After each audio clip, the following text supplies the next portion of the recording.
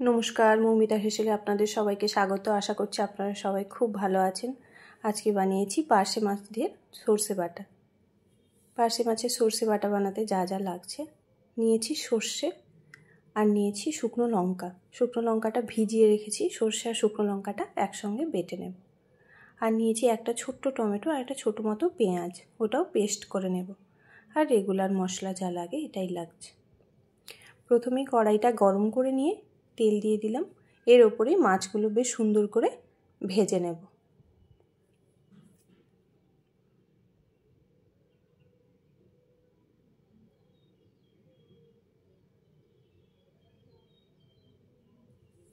পার্শে মাছটা খুব নরম হয়, তাই খুব সাবধানে একটু ভাজতে হবে, নাহলে সব ভেঙে যাওয়ার একটা ভয় থাকে।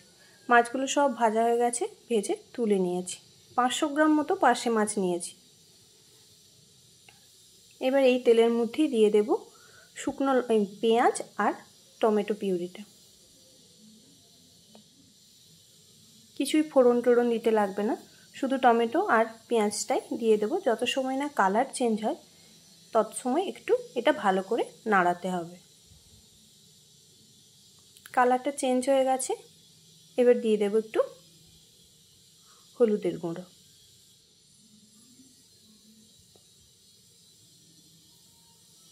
এটা দিয়েও ভালো করে নাড়িয়ে নিয়ে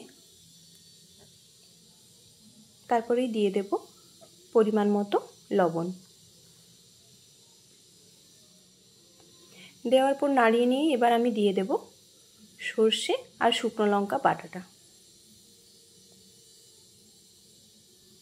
সর্ষে আর শুকনো লঙ্কা খুব বেশি সময় ভাজবো না, তাহলে তেতো লাগবে। সেই জন্য মশলাটা খুব ভালো করে তেল ছাড়া হয়ে যাওয়ার পরেই আমি সর্ষে বাটাটা দিলাম, দিয়ে বেশ ভালো করে হালকা হাতে নাড়িয়ে নিয়েই একটু যখনই দেখব যে শুকনো হয়ে তেলটা একটু ছেড়েছে তখনই দিয়ে দেব জল। দিয়ে দিলাম জল, বাটি ধোয়া জল। যেই বাটিটাতে আমি সর্ষে দিয়েছি ওই 1 বাটি জল আর অল্প একটু জল দিয়েছি।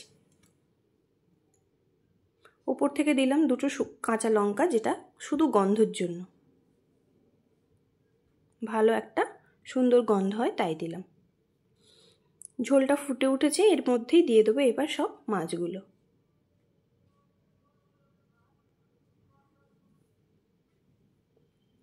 মাছটা দেওয়ার পর খুব বেশি সময় ফোটাতে লাগবে না, এটা খুব নরম মাছ হয়।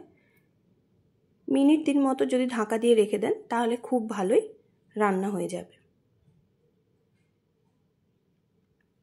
হয়ে গেছে আমার রান্নাটা পুরোপুরি কমপ্লিট। এবার দেখুন, রান্নার পর মাছটা এরম হয়ে গেছিলো, প্লাস খেতেও খুব ভালো হয়েছিল। যদি ভালো লাগে আপনারাও একটা লাইক, কমেন্ট, সাবস্ক্রাইব করতে ভুলবেন না।